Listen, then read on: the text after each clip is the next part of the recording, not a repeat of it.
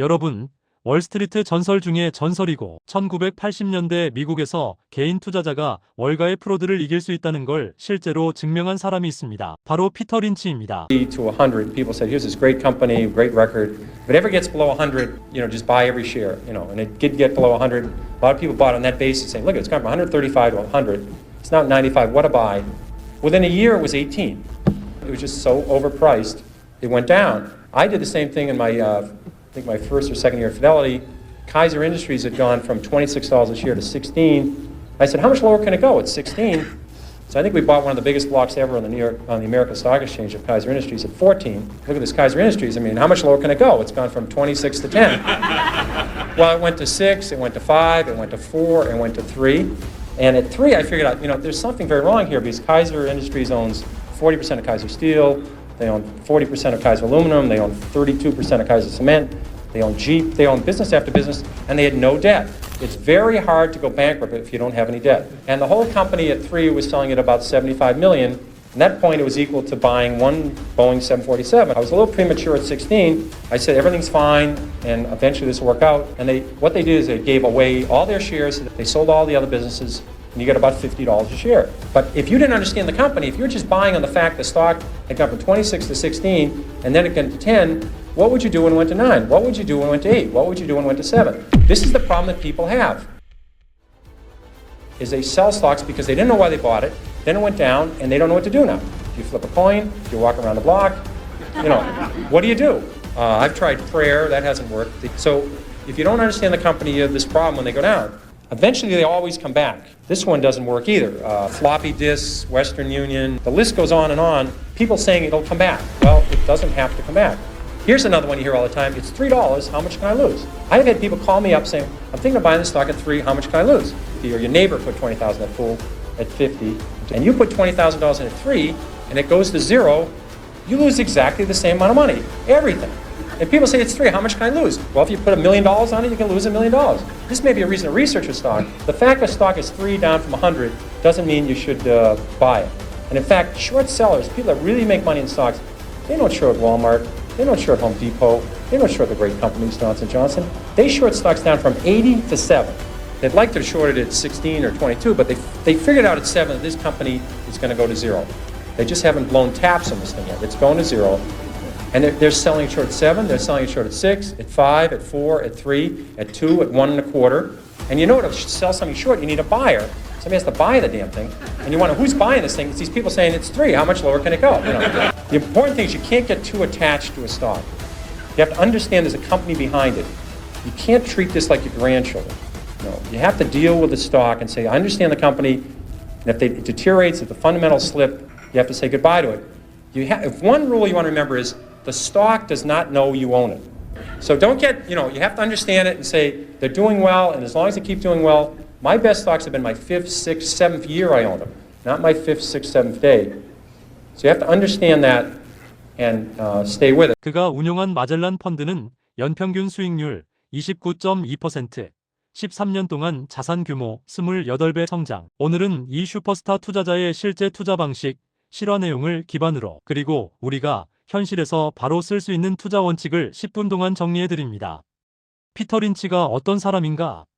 피터 린치는 원래 부자도 아니었고 화려한 배경도 없었습니다. 하버드 경영대학원을 졸업했지만 그는 누구보다 현실적인 투자자였습니다. 그는 늘 이렇게 말했습니다. 일반 투자자가 기관보다 유리한 점이 훨씬 많다. 왜냐면 기관 투자자는 보고해야 할 이해관계가 많고 규제도 많고 어떤 회사에 투자하려고 하면 보고서를 길게 써야 합니다. 반대로 개인은 빠르고 유연하고 먼저 확인할 수 있다고 말합니다. 심지어 마트에서 장 보는 순간에도 좋은 투자 아이디어가 나온다고 했죠. 피터 린치의 핵심 투자 철학. 여러분이 아는 회사에 투자하라. 피터 린치가 가장 많이 한 말입니다. Buy what you know. 당신이 아는 기업이야말로 가장 안전하다. 실제 사례로 패스트푸드인 던킨 도너츠를 많이 얘기합니다. 린치가 젊을 때 아내와 함께 동네에서 던킨 도너츠를 자주 갔었다고 합니다. 사람들이 줄을 서서 빵을 사고 매장이 계속 늘어나는 걸 직접 눈으로 본 거죠. 그는 생각합니다. 내가 이렇게 자주 오는데 사람들이 줄을 이렇게 서 있다. 이건 뭔가 있다. 그래서 주식을 샀고 던킨은 몇 년 뒤 몇 배가 되었습니다. 이게 바로 일상 속에서 투자 아이디어를 찾는 방법입니다. 핵심 투자 철학. 기업을 6종류로 나누고 타입별로 투자하라. 피터 린치는 모든 기업을 6개 유형으로 구분했습니다. 1. 슬로우 그로어는 느리게 자라는 기업을 의미합니다. 2. 스타워즈는 안정적이고 대형 우량주 등을 말하죠. 3. 패스트 그로어는 급성장하는 기업을 의미합니다. 4. 턴어라운드는 회생 가능 기업을 뜻하고 5. 사이클릭은 경기에 민감한 기업을 말합니다. 6. 에셋플레이는 숨겨진 자산을 보유한 기업을 의미합니다. 피터 린치의 강점은 기업마다 승리 전략이 다르다는 걸 명확히 이해했다는 점입니다. 예를 들어 급성장주라면 매출 증가율 필히 체크해야 되고 턴어라운드 기업이라면 부채 비율 감소 부분을 면밀히 살펴볼 필요가 있습니다. 경기민감주는 해당 산업의 경기 사이클 위치를 체크해야 됩니다. 즉, 그는 모든 주식은 같은 방식으로 보면 안 된다고 했습니다. 핵심 철학 10배 상승주 10배거를 찾아라. 피터 린치는 10배 오르는 주식을 많이 찾아낸 사람입니다. 예를 들어 실제 사례로 많이 얘기되는 하네스 기업을 살펴보겠습니다. 속옷 회사였던 하네스는 시장에서 크게 주목받지 못했지만 린치는 이 회사가 새로운 제품 레이스 브라로 폭발적인 매출을 낼 것을 미리 확인했습니다. 그는 말합니다. 매장을 직접 다녀보니 확실히 달랐다. 그렇게 하네스는 린치가 산 가격에서 10배 상승합니다. 그가 말하는 10배거 특징은 단순합니다. 매출이 빠르게 성장하고 제품 경쟁력이 있고 시장 점유율을 빠르게 차지하는 기업. 이런 기업을 사람들이 관심 갖기 전에 사는 것입니다. 핵심 철학 PER은 결국 진실을 말한다. 린치는 PER을 절대 무시하지 않았습니다. PER은 기업의 건강 상태를 말해주는 혈액 검사와 같다. 그는 주식이 오르는 이유를 이익 증가로 봤습니다. 특히 PER과 기업 성장률을 비교해 성장률이 PER보다 높으면 저평가, 성장률이 PER보다 낮으면 고평가라고 판단했습니다.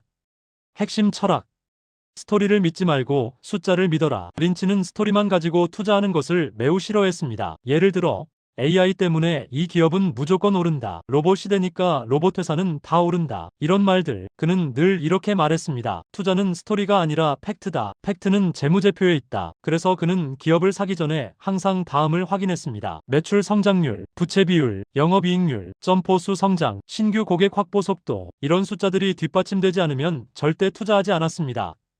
핵심 철학 하락장에서도 겁내지 마라. 그의 유명한 말이 있습니다. 반매는 농부처럼 투자자는 시장을 예측할 필요가 없다. 그는 자기가 운용했던 기간 중 42번이나 시장이 10% 이상 하락했다고 말했습니다. 그런데도 마젤란 펀드는 역사적인 최고 수익률을 기록했습니다. 그 이유는 단 하나, 좋은 기업은 결국 이익으로 주가를 올리기 때문입니다. 피터 린치의 실전 체크리스트. 첫째, 왜 이 기업을 사는지 두 줄로 설명할 수 있는가? 린치는 2개의 문장으로 설명할 수 없는 주식은 사지 말라고 말했습니다. 나쁜 예로 AI 시대가 오니까 이 주식을 사라는 것입니다. 반대로 좋은 예로는 이 회사는 매년 점포가 20% 증가하고 ROE가 높기 때문에 투자해라라는 등의 구체적인 사유가 있는 것입니다. 둘째, 이익 구조를 이해했는가? 회사가 어떻게 돈을 버는지 이해하지 못하면 그는 절대 투자하지 않았습니다. 셋째, 숫자가 스토리를 뒷받침하는가? 기업의 이야기만 보고 투자하면 안 되고 실적과 숫자에서 증거를 찾아야 한다고 강조했습니다. 넷째, 경기 사이클에서 지금 위치는 어디인가? 특히 조선 철강 자동차 같은 산업에 중요합니다. 위 3개의 산업은 사이클 꼭대기에서 사면 거의 100% 손해를 볼 확률이 높기 때문입니다. 다섯째, 현장에서 직접 보고 확인해라.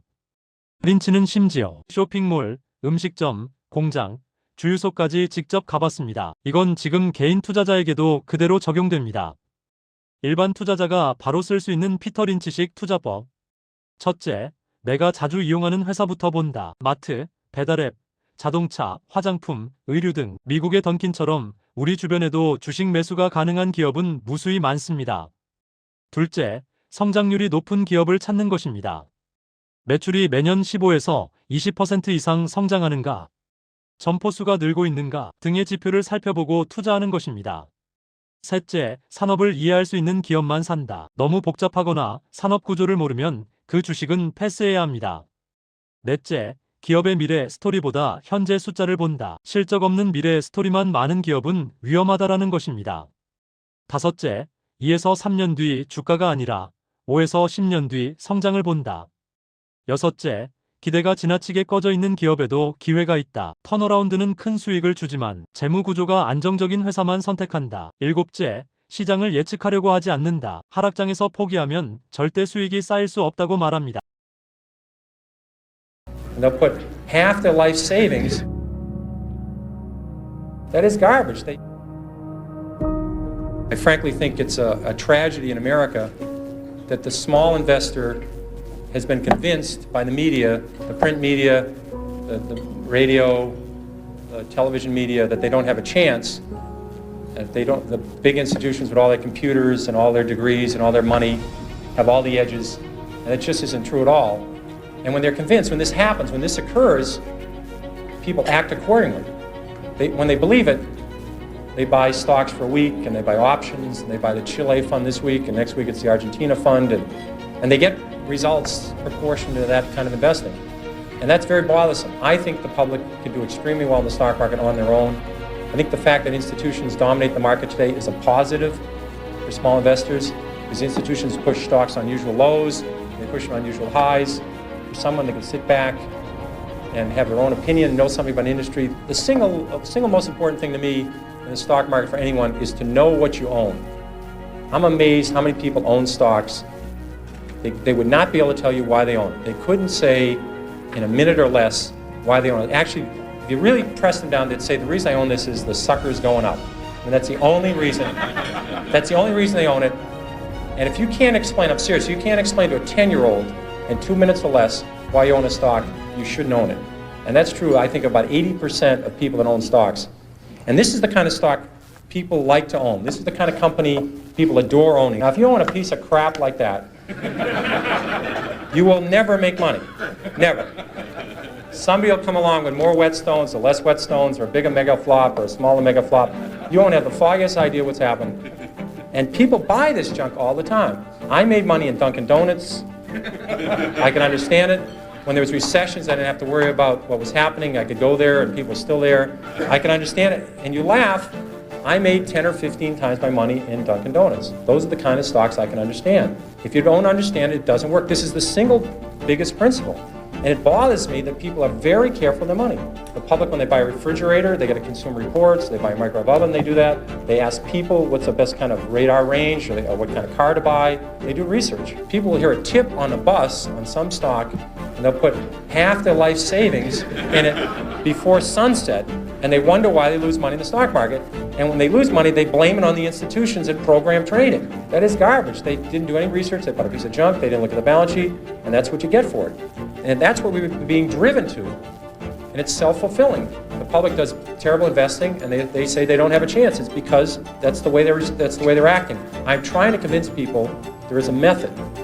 There are reasons for stocks that go up. 피터 린치가 말한 핵심은 단순합니다. 내가 잘 아는 기업을 싸고 확실할 때 오래 들고 있어라. 우리가 매일 마트에서 보고 택배로 받고 직접 사용하고 있는 것들 속에 이미 최고의 투자 아이디어가 숨어 있다고 말합니다. 오늘 영상이 여러분의 투자 전략을 업그레이드하는 데 도움이 됐다면 좋아요와 구독 부탁드립니다.